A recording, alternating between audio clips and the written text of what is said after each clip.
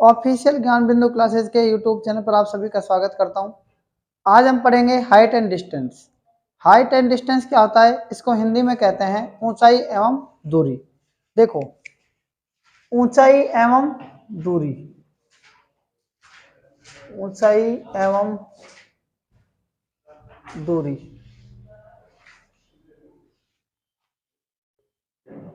ठीक है। ऊंचाई एवं दूरी में कुल मिलाकर हम इसके अंदर 10 पॉइंट पढ़ेंगे, ओनली 10 पॉइंट पढ़ेंगे, उसके बाद हम क्वेश्चन करेंगे, ठीक है। तो सबसे पहला पॉइंट क्या है, आप वो ध्यान दो। देखो, एक मैंने राइट ट्रायंगल माना। आज हम पहली बात पढ़ रहे हैं, सबसे पहले इसके अंदर पहली बात क्या है, ध्यान से देखना। आप इसके अंदर एक राइट ट्रायंगल बनाएंगे, लेकिन सबसे पहले एक राइट ट्रायंगल बनाने के लिए आपको क्या करना पड़ेगा, एक आप यहां पर समबाहु त्रिभुज बनाएंगे। क्या बनाएंगे, ये मैंने एक समबाहु त्रिभुज बना दिया। आप इस समबाहु त्रिभुज के अंदर एक लाइन खींचेंगे, एक लंब डालेंगे, यानी एक माध्यिका बनाएंगे। इसमें इसका नाम मान लिया ए, ये नाम मान लिया आपने बी, और ये नाम मान लिया आपने सी। क्लियर। आप इसकी तीनों भुजाएं मान सकते हैं। यहां पर ये क्या है, इसको हम 2a मान सकते हैं। क्या मान सकते हैं, 2a। इसको क्या मान सकते हैं, 2a, ठीक है। इसको क्या मान सकते हैं हम, 2a मान सकते हैं, ठीक है। अब ध्यान दो आप इसमें, इसको भी आपने क्या मान लिया, 2a। 2a क्यों माना, ध्यान से सुनना आप। ये जो भुजा है ना, ये वाली क्या हो जाएगी, a, और ये क्या हो जाएगी, a। जब आप समबाहु त्रिभुज बनाते हैं ना, तो इसमें कितने डिग्री का कोण होता है, 60 डिग्री का, और ये भी कितने का होता है, 60 डिग्री का, और ये भी कितने का होता है, 60 डिग्री का। लेकिन मैं इसको क्या लिख सकता हूँ, दो भागों में डिवाइड किया है ना, इसका हमने क्या किया है, लंब समद्विभाजक कर दिया एक तरीके से, ठीक है। तो ये 30 और 30 तब भी तो 60 ही होगा ये। तो अब हमें एक त्रिभुज प्राप्त हो गया यहाँ पर, इसका नाम मान सकते हैं आप, ये क्या आ गया, डी। क्या आ गया, डी। कोई भी एक त्रिभुज ले लो आप। कौन सा त्रिभुज ले रहे हैं हम, ध्यान से सुनना। हम यहाँ पर ये त्रिभुज ले रहे हैं, ये त्रिभुज, ये मैंने एक त्रिभुज ले लिया, ये एक त्रिभुज ले लिया मैंने, ले लिया। इस त्रिभुज का नाम क्या है, ये एक राइट ट्रायंगल बन गया। राइट ट्रायंगल को कैसे लिखते हैं, त्रिभुज किसमें, ए, बी और डी में। क्लियर। त्रिभुज ए बी डी में क्या करेंगे हम यहां पर ये निकालेंगे लंब। क्या निकालेंगे, लंब निकालेंगे। तो देखो क्या होता है, कर्ण स्क्वायर बराबर आधार स्क्वायर प्लस क्या होता है, लंब स्क्वायर। कर्ण क्या है, यहां पर देखो 2a का स्क्वायर करेंगे तो ये कर्ण स्क्वायर आ जाएगा। आधार क्या है, a का स्क्वायर, और लंब क्या है, नहीं पता हमें। 2a का स्क्वायर करेंगे तो क्या जाएगा, 4a का स्क्वायर, a स्क्वायर इधर जाएगा तो किसका हो जाएगा, माइनस का, इधर क्या बचेगा, लंब स्क्वायर। 4a स्क्वायर में से एक a स्क्वायर चला जाएगा तो क्या बच जाएगा, 3a स्क्वायर बराबर में क्या है, लंब स्क्वायर। क्लियर। आप देखो, लंब स्क्वायर बराबर क्या आता है, क्या आ गया, 3a स्क्वायर आ गया, कहने का मतलब। तो अगर हम लंब निकालें इधर से तो क्या आ जाएगा, ये ध्यान से सुनना। अगर हम लंब निकालें इधर से तो ये रूट लग जाएगा इसका, रूट 3a का स्क्वायर, ठीक है। लंब बराबर रूट 3, तो ऐसे कैसे ही रहेगा, और a का स्क्वायर जो है रूट ऊपर, तो ये कट जाएगा, कट जाएगा ना। तो लंब क्या आ गया इधर से, बताओ, लंब क्या आ गया इधर से, ये आ गया रूट 3 और a आ गया, रूट 3 a आ गया। इतनी बात सबको क्लियर है कि नहीं क्लियर, बताओ, बताओ कोई दिक्कत है किसमें। तो अब आप ये देखो, अगर आप को ये पता लग गया कि ये 30 डिग्री है, 30 डिग्री के सामने क्या है, a, और 60 डिग्री के सामने क्या है, रूट 3 है, और 90 के सामने क्या है, ये क्या है, 90, और 90 के सामने क्या है, 2 है। ये तो आपको पता लग ही गया ना, ठीक है। ये लंब आ गया √3 है। तो ये देखो आप, मैं लिख रहा हूँ 30 डिग्री और फिर लिख रहा हूँ मैं 60 डिग्री और फिर लिख रहा हूँ मैं 90 डिग्री। ये लिख दिया मैंने 90 डिग्री। आप देखो 30 डिग्री के सामने क्या है, 30 डिग्री के सामने क्या है बताओ, 30 डिग्री के सामने क्या है, ए है, लिख दिया आपने ए। 60 डिग्री के सामने क्या है, √3a, क्या है, √3 है। तेरा 60 डिग्री के सामने √3 है। और 90 के सामने क्या है, 2 है। तो आप इसमें क्या कर सकते हैं बताओ, इस ए को खत्म करने के लिए क्या कर सकते हैं, ऐसे डिवाइड कर देंगे ना, ऐसा कर सकते हैं नहीं कर सकते बताओ। ए में ए का डिवाइड करेंगे क्या आएगा, और ए में ए का डिवाइड करेंगे तो √3, ए का आगे डिवाइड कर दिया क्या आएगा, √2 आ गया। आप देखो 30 डिग्री, 60 डिग्री और 90 डिग्री का रेशियो क्या आ गया, 30 डिग्री, 60 डिग्री और 90 डिग्री का रेशियो क्या आ गया बताओ, 1:, और √3:2। ये very very important, very very important, ठीक है। 1:√3 क्या आ गया, 2 आ गया। तो आपकी फर्स्ट बात अब तक कंप्लीट हो चुकी है। 30 डिग्री, 60 डिग्री और 90 डिग्री का रेशियो क्या होता है, 1:√3:2 होता है। ये बात क्लियर है ना, ठीक है। तो ये आपकी पहली बात हो गई, ठीक है। इसको आप क्या कर सकते हैं, याद रख सकते हैं, और ये आपको याद रखनी ही पड़ेगी। 30 डिग्री, 60 डिग्री और 90 डिग्री, 30 डिग्री के सामने 1 होता है, 60 डिग्री के सामने √3 होता है, 90 डिग्री के सामने 2 होता है, ठीक है ना। तो इसको आप यहाँ तक नोट कर सकते हैं। देखो अब हमारा सेकंड पॉइंट है। सेकंड पॉइंट क्या है, पहला पॉइंट हमने पढ़ा 30 डिग्री, 60 डिग्री, 90 डिग्री का रेशियो क्या होता है, 1:√3:2। अब हमारा सेकंड पॉइंट क्या है, देखो second point, point number second, देखो पॉइंट नंबर सेकंड क्या है, हमने क्या मान रखा है यहाँ पर, ये एक लंब मान रखा है। क्या मान लिया हमने, एक ये लंब। और इस लंब पर देखो आप, एक हमने यहां पर एक दीवार मान सकते हैं, चाहे इसको एक लंब मान सकते हैं, ठीक है। इस पर हमें क्या लगानी है, एक सीढ़ी लगानी है। ये मैंने एक सीढ़ी लगा दी इस पर, ये एक सीढ़ी लगा दी।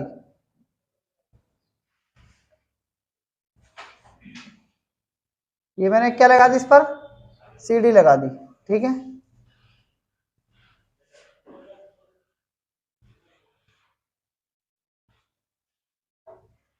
ये एक सीढ़ी लगा दी। आप इस सीढ़ी में का नाम मान सकते हैं ए, और ये क्या है, बी, और ये क्या है, लंब क्या है यहाँ पर, सी है। क्लियर है ना।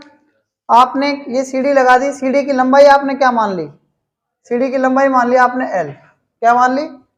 और आपने ये यहाँ पर किस कोण पर लगी हुई है, ये बताओ, आधार के साथ, ये आधार के साथ अल्फा कोण से लगी हुई है। किससे लगी हुई है, अल्फा कोण के साथ लगी हुई है। इतनी बात क्लियर है कि नहीं क्लियर बताओ आपको। अब आप ये देखना कि इसके अंदर आप सबसे पहले आप क्या मान सकते हैं, यहाँ पर साइन थीटा, साइन अल्फा मान सकते हैं। साइन अल्फा कैसे निकालेंगे बताओ, साइन अल्फा कैसे निकालेंगे, अल्फा के सामने क्या है, BC है ना, BC, और ये क्या है यहाँ पर, कर्ण क्या होता है, L। ये मैंने आपको पहले बताया था, नहीं बताया था। यदि आप BC निकालना चाहें तो क्या आ जाएगा, L साइन और अल्फा, ये क्या जाएगी, समीकरण नंबर 1 आ जाएगी। क्या जाएगी, समीकरण नंबर 1 आ जाएगी। अब हमने क्या किया, इसके अंदर कोस अल्फा निकाल लिया। कोस अल्फा क्या होता है, बराबर क्या होता है, देखो ये क्या है यहाँ पर AC, बटा में क्या है L, यानी आधार बटा कर्ण, कोस अल्फा निकालना चाह रहे हैं हम, यानी AC निकालना चाह रहे हैं हम, तो क्या हो जाएगा AC बराबर L कोस अल्फा। ठीक है, यह आ जाएगी समीकरण नंबर 2। दोनों समीकरण आ रही है, देख लेना एक बार इसमें ना। पहली समीकरण क्या आ गई, BC बराबर L साइन अल्फा, BC बराबर क्या आ गई L और साइन और अल्फा। AC बराबर क्या आ गया देखो L कोस अल्फा, AC बराबर क्या आ गया L कोस अल्फा। इतनी बात क्लियर है कि नहीं क्लियर बताओ, क्लियर है ना।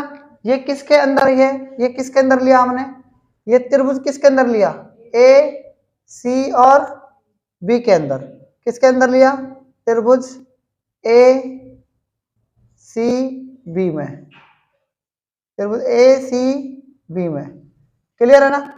अब आप ध्यान से सुनना कि ये जो रस्सी थी ना, ये एक तरीके से सीढ़ी जो थी, ये क्या है, हमने थोड़ी सी झुका दी तो थोड़ी सी क्या है, ये आगे बढ़ जाएगी, क्या बढ़ जाएगी, थोड़ी सी आगे। जब इस रस्सी को या हमने इसको सीढ़ी को क्या किया, घुमाएंगे तो ये आगे सरक जाएगी और ऊपर से नीचे आ जाएगी। तो मैं इसको मान सकता हूं इस तरीके से, इस तरीके से मैंने ये मान लिया। अब आप ये देखो कि जो ये ए है, ये रस जो यहाँ पर सीढ़ी थी आगे आ गई, इसको क्या मान लिया हमने, डी मान लिया, और इसको क्या मान लिया, ई पॉइंट मान लिया। इतनी बात क्लियर है ना। इससे सीढ़ी की लंबाई थोड़ी बदलेगी, लेकिन जो ये अल्फा था ना, अब ये कौन क्या हो गया, बीटा हो गया। क्या होगा अब ये कौन क्या हो गया, बीटा हो गया। बात क्लियर समझ में आ रही है ना यहाँ तक। अब देखना ट्रायंगल किसके अंदर, ई सी बी के अंदर, ट्रायंगल किसके अंदर, या डी सी बी ई के अंदर, डी सी ई के अंदर। देखना ट्रायंगल किसके अंदर, डी सी ई में, ट्रायंगल डी सी ई में, ट्रायंगल डी सी ई में। ध्यान से देखना ट्रायंगल डी सी ई में क्या है, साइन बीटा बराबर क्या हो जाएगा, क्या जाएगा साइन बीटा बराबर बताओ, क्या जाएगा EC, और क्या जाएगा बटा में क्या जाएगा L आ जाएगा, EC बटा में क्या जाएगा L। क्लियर। अब ये EC बराबर क्या जाएगा L साइन बीटा। क्लियर। समीकरण नंबर 3 आ जाएगी ना। ठीक है, आप इधर लिख दो इसको थोड़ा, EC बराबर क्या जाएगी L sign beta. Equation number क्या आ गई, 3 आ गई ना। इक्वेशन नंबर क्या आ गई है, 3 आ गई। अब आप ध्यान से ये बात सुनना कि इसके अंदर क्या है, जब ये थोड़ी इधर खिसकी थी, ये सीढ़ी इधर खिसकी थी, तो ये हमने मान ली A लंबाई हो गई इसकी, क्या हो गई A, और ये क्या हो गई ऊपर से नीचे, यानी ये तो क्या है क्षैतिज इधर हो गई, और ये क्या हो गई ऊर्ध्वाधर इधर हो गई। तो बात आपको समझ में आ रही है कि नहीं आ रही बताओ, बात आपको समझ में आ रही है ना। ये B से इधर नीचे सरक आई, कोई दिक्कत यहां तक, कोई दिक्कत नहीं है ना यहां तक आपको।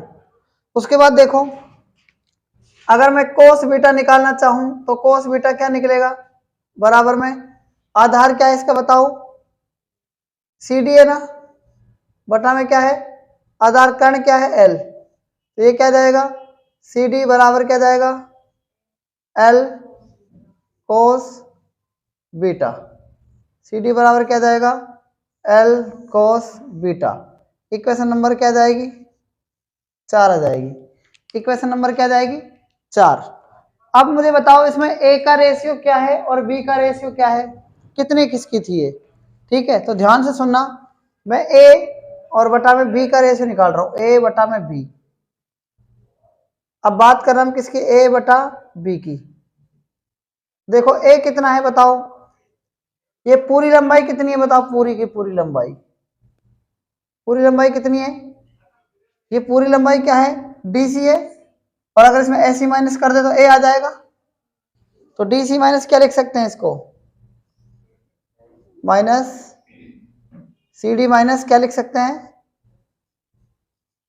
माइनस ए सी लिख सकते हैं ना, ए को सी डी में से ए सी, बटा में क्या जाएगा, बी क्या जाएगा, बी देखो क्या जाएगा, ये पूरी क्या है बी सी, और इसमें से क्या घटाएंगे बताओ, ई सी घटा देंगे, बी सी में से ई सी घटा देंगे तो बी बच जाएगा, बी सी में से क्या घटा देंगे, ई सी घटा देंगे तो क्या बच जाएगा, ये आ जाएगा कि नहीं जाएगा बताओ, अरे आ जाएगा ना भाई, ये ए बी बराबर में क्या आ गया, सी डी माइनस ए सी बटा में बी सी माइनस ए सी।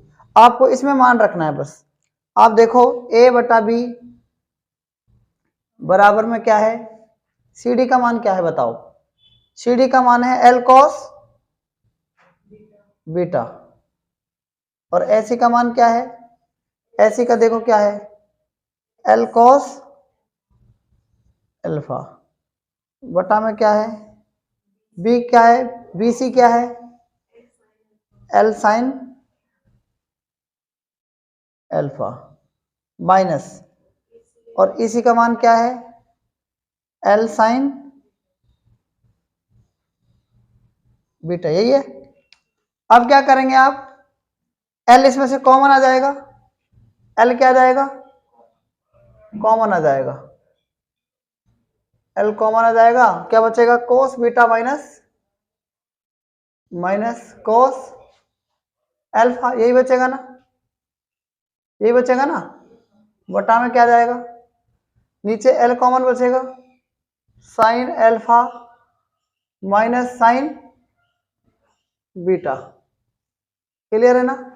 आगे देखो, एल से एल कट जाएगा, ए बटा बी, आप देखो अगर मैं माइनस कॉमन ले लूं बाहर, माइनस कॉमन ले लूं बाहर तो ये क्या आ जाएगा, कोस अल्फा क्या जाएगा प्लस का, और कोस बीटा क्या जाएगा माइनस का। इतनी बात समझ में आ रही है ना आप सबको, मैं माइनस कॉमन ले लूंगा तो ये क्या है, हमें अल्फा पहले चाहिए और बीटा बाद में चाहिए, तो हमने इसको माइनस कॉमन ले लिया, तो यहाँ पर क्या बचेगा, sine alpha minus sign beta, sign beta.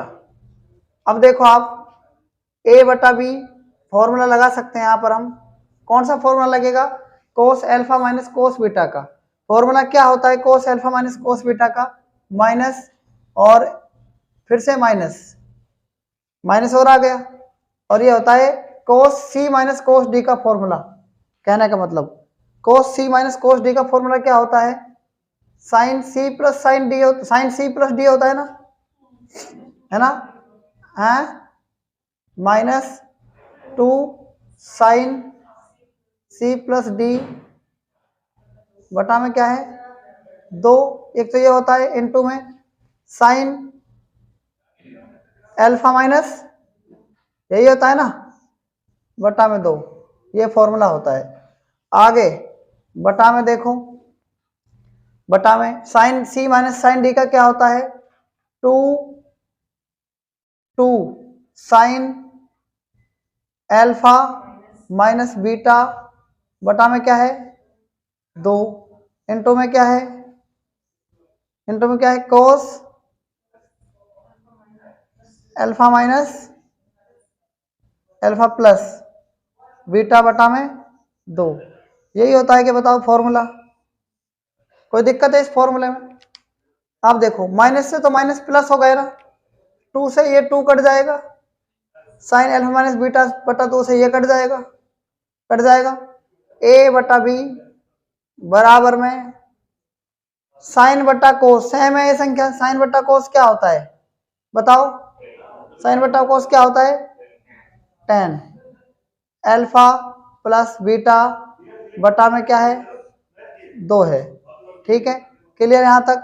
b इधर आ जाएगा तो a बराबर में b tan alpha plus beta बटा में क्या जाएगा 2 आ जाएगा, क्लियर।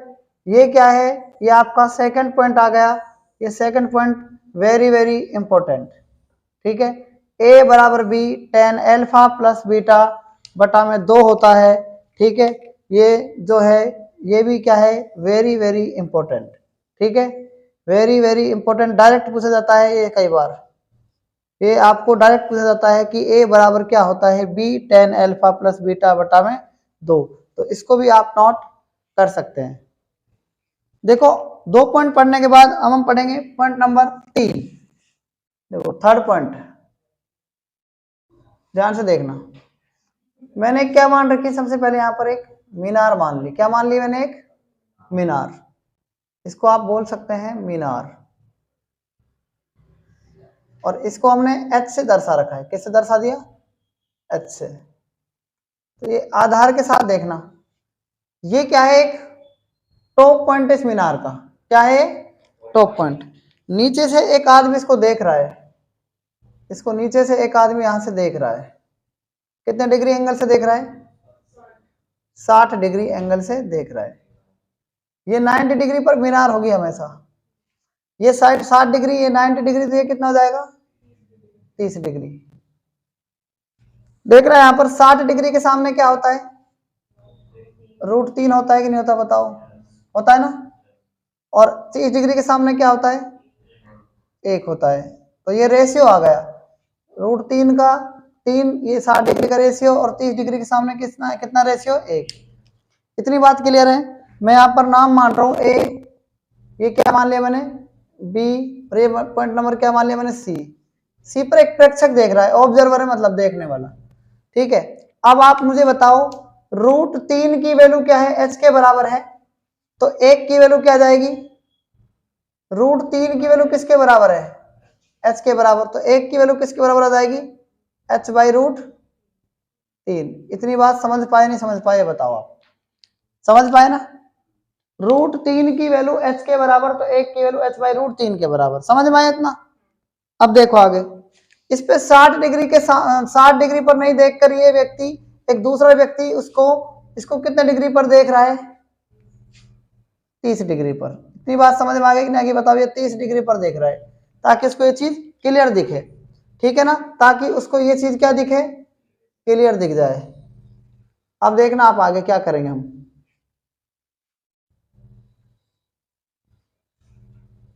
30 डिग्री के सामने क्या होता है बताओ, 30 डिग्री के सामने अब की बार क्या होता है, अब हम ट्रेंगल ले रहे हैं, यहाँ पर ये कौन सा ट्रेंगल था, ये तो बात आ गई बी ए सी के ट्रेंगल की। अब बात आती है किसकी, बी ए डी के ट्रेंगल की। तो ध्यान से सुनना, अब 30 डिग्री के सामने क्या होगा, 1 होगा कि नहीं होगा, बताओ, 1 होगा, है ना भाई, 30 डिग्री के सामने तो 1 हो गया अब की बार, और ये क्या है एंगल, ये अब की बार क्या एंगल आ गया, 60 डिग्री आ गया। 60 डिग्री के सामने क्या होता है, √3 होता है कि नहीं होता है, ये बताओ, √3 होता है, √3 होता है। अब आप मुझे ये बताना, 1 की वैल्यू h है, तो √3 की वैल्यू क्या जाएगी, √3 h जाएगी ना, तो इसकी वैल्यू क्या जाएगी, √3h आ गई इसकी वैल्यू। समझ पाए नहीं समझ पाए इसको, 1 की वैल्यू किसके बराबर है, h के बराबर, तो √3 की वैल्यू √3h हो जाएगी, नहीं हो जाएगी, नहीं बैठी बात समझ में। जब 1 पहले आ जाता है ना, तो 1 की वैल्यू 5 है, तो 2 की वैल्यू 10, तो गुणा होता है वो, बात समझ में आ रही है ना।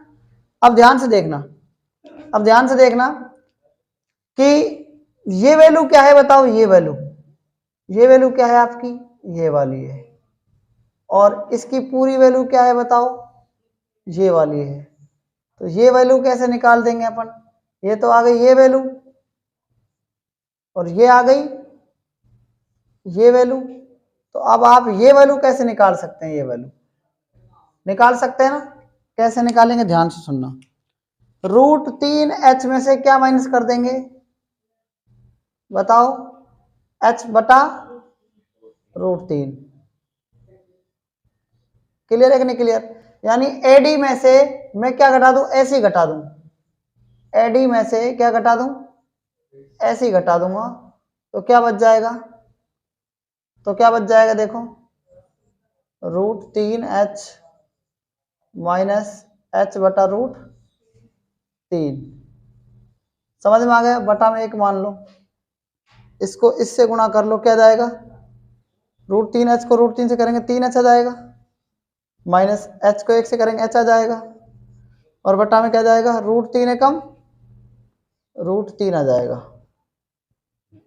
3h में से 1h गए, कितने बचेंगे, 2h बटा में √3 आ गया। इतनी बात क्लियर है कि नहीं क्लियर है, बताओ आप। यहां तक किसी भी प्रकार की किसी को कोई प्रॉब्लम? अरे बताओ ना, ये आ गया 2h बटा में √3। अब देखना यहां पर, जब हमारा त्रिभुज BAC कहने का मतलब, इसको BCA बोल सकते हैं अपन, क्या बोल सकते हैं, एंगल BCA बोल सकते हैं इसको। और एक एंगल क्या है आपका, एंगल BCA, और ये क्या है, एंगल B और D, और दो एंगल आ गए। इनके अनुपातों का रेशियो क्या है, देखो 60 डिग्री, और ये क्या है 30 डिग्री। तो ये आ जाएगा 30 दूनी 60 और 30 है कम 30।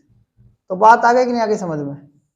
इनका रेशियो क्या आ गया, एंगल का रेशियो आ गया 2:1, 2:1। तो आप डेफिनेट देखना, इस AC का और CD का, AC का और CD का रेशियो क्या आएगा, ध्यान से सुनना, h बटा √3, तो वो थी AC, और CD क्या आ गई 2h बटा √3।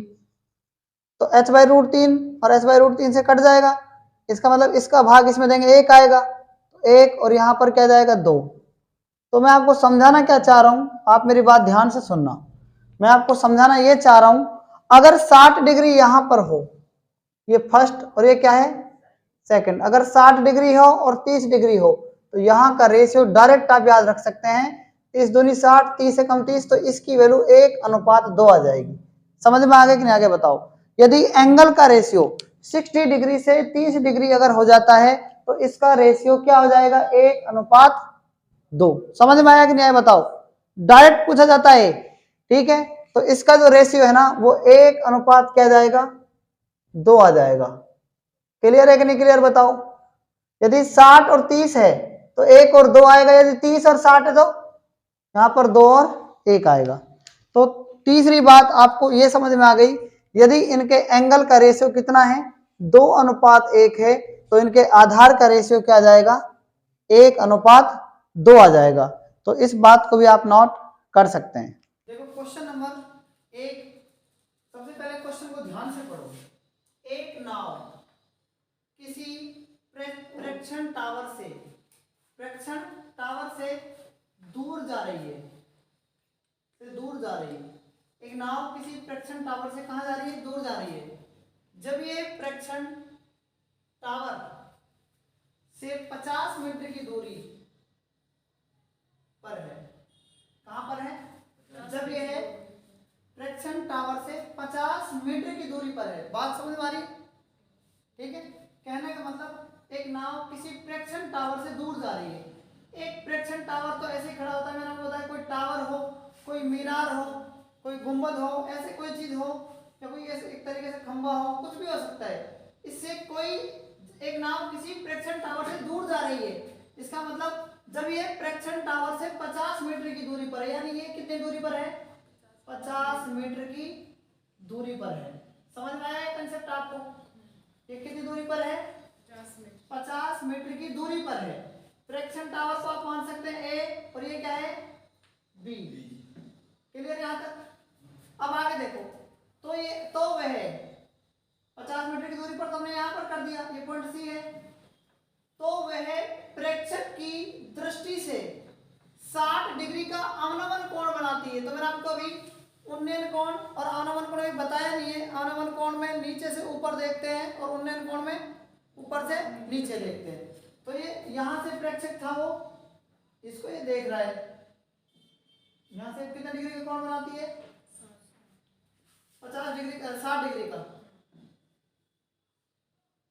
कितने डिग्री का कोण बनाती है, 60 डिग्री का कोण बनाती है। ये 60 डिग्री का कोण मैंने यहां पर बना दिया। इतनी बात सबको क्लियर हुई कि नहीं बताओ।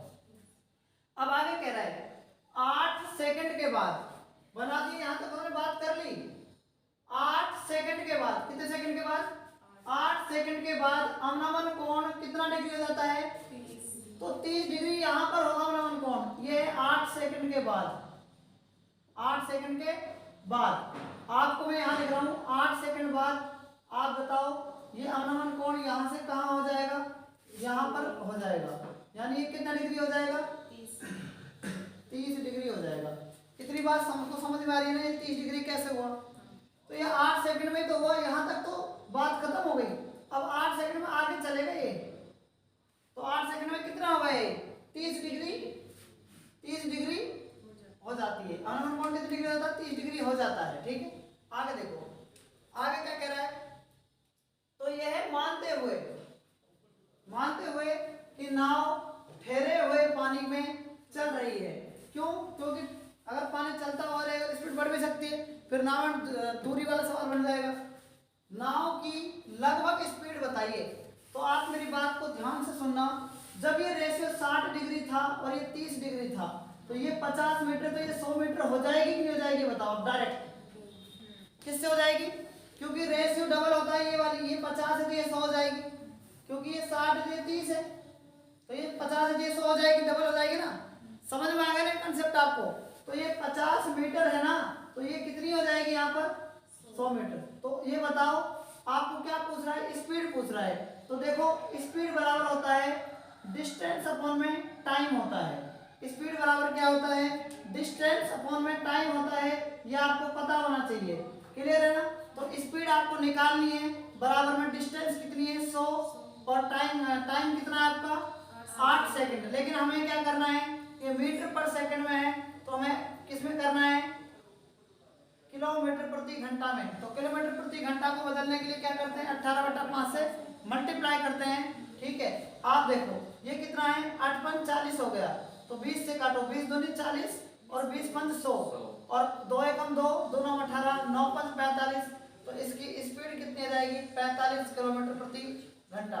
ठीक है, अगर मैंने आपको ये कंसेप्ट नहीं पढ़ाया होता कि एंगल का जो रेशियो होता है, एंगल का जो रेशियो होता है वो होता है 2:1, तो इनका बेस का जो रेशियो होता है वो कितना होता है? 1:2। अगर ये रेशियो मैंने आपको नहीं पढ़ाया होता तो इस क्वेश्चन में आपको बहुत टाइम लग सकता है। तो इसका राइट आंसर जो आ जाएगा ना, वो आ जाएगा 45 किलोमीटर प्रति घंटा। इसका राइट आंसर आ जाएगा 45 किलोमीटर प्रति घंटा। ठीक है, तो इस क्वेश्चन को आप नोट कर सकते हैं। आज तक इतना ही, बाकी हम कल पढ़ेंगे। तब तक के लिए धन्यवाद।